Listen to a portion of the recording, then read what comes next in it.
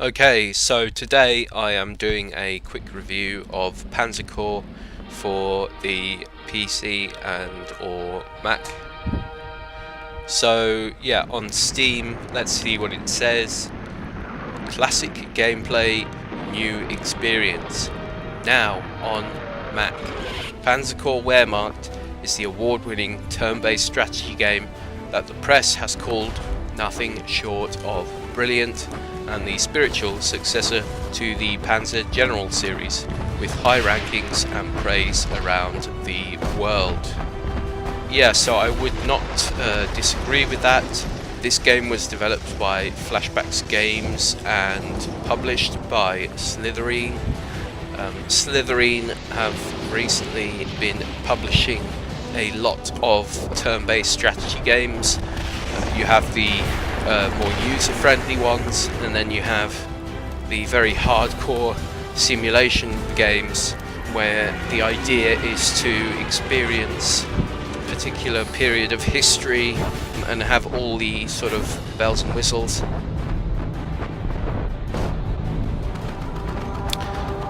The original game on which this is based, Panzer Generals, released by SSI.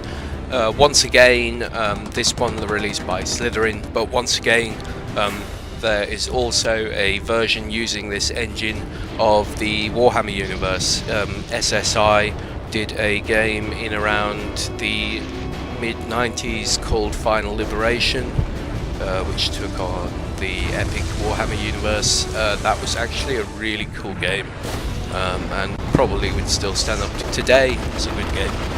Same deal really with Panzer Corps or Generals, whichever one you want.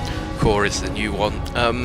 Yes, of course, because of the modern computer, the sprites are better detailed, the animation is better, but this game is not it's not primarily a visual game, it's primarily strategic. So yes, it's all turn-based and sprites are used. The sprites do have like animations, but they're fairly limited. The real enjoyment from this game, it comes from you as the general.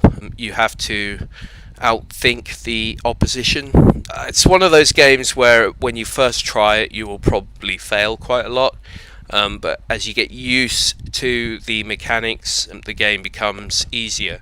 It's pretty intuitive to that respect. So every unit that you have in the game has strengths and weaknesses. So let me give you a bit of a rundown. So you have the infantry, the regular infantry, which are made better if you buy a truck or a mechanized vehicle to carry them around.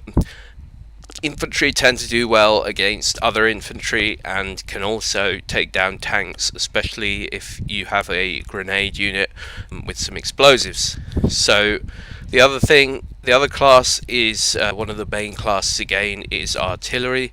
Artillery is best against armor, enemy armor or jeeps, recon or tanks. And tanks and recon are better in terms of, well, recon are basically a scout unit, not very tough, but you can check out what the enemy's up to across the other side of the battlefield, because of course there is a fog of war in this game.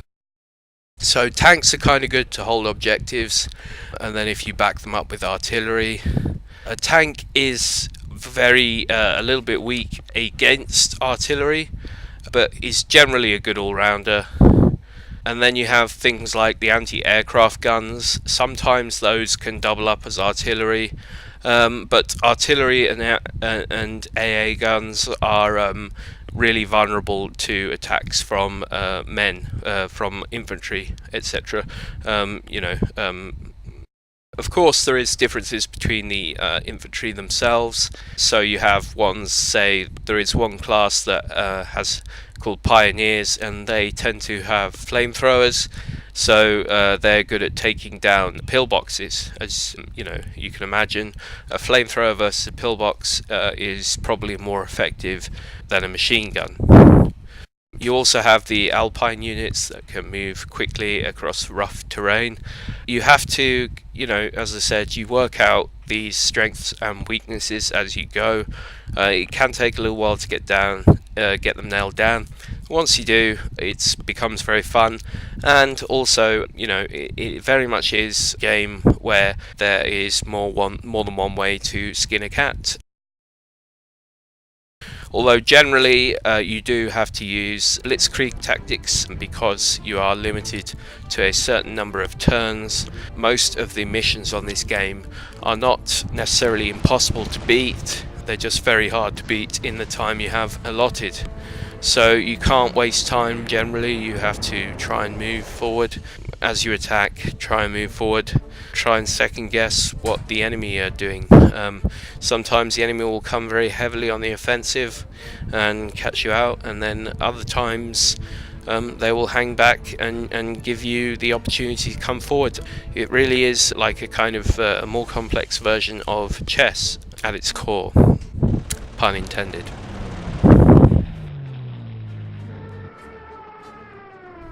So yeah, bad points about the game, I would say it might be a little bit too hard, so don't be afraid to take on the AI on a lower difficulty. I think there are 5 difficulties. I often play on the second one or the third one. The fourth and the fifth are very advanced, but as I said, this is a hard game, so even on the middle difficulty, which is called Kernel, you can often find that you will lose missions. Again, a lot of it depends on the speed. You really have to do everything quickly. And also it does take a little bit of getting used to, so if you lose the first few times, I would try again or keep a save game going instead of using the auto save, which saves at the end of each turn. Have a separate one throughout halfway through the battle, just in case it all goes pear-shaped towards the end. So as far as lifespan goes, if you enjoy the basic mechanics of the game, there are like 4 or 5 different campaigns standard, and then you have these add-on ones such as the Afrika Corps that you will see here, and you can even play as the allies in certain expansions. The expansions, perhaps people will say they're overpriced, but I think they're about £2 each, something like that, £2.50. So yeah, if you're interested, there's a lot of scope. The only thing maybe that I would say is poor, that perhaps it would be good if there was just some missions that didn't all just depend on how quickly you move. And also with a game like this, I hate to point it out, but visually it's not particularly exciting. This is only a step up from a board game in terms of animation and graphics. So if you are someone that likes to watch something more spectacular, you're better off playing a real-time strategy game instead. I also just wanted to mention that some of the sound effects from Panzer Corps appear to have been from the original SSI release. A small thing, but a nice touch.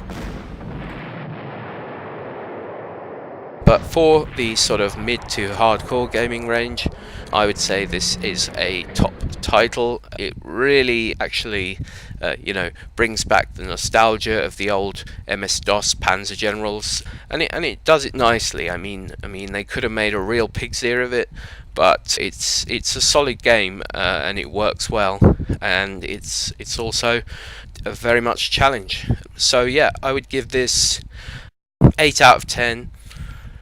Possibly would go to 9 if you like turn-based strategy. This is a great example.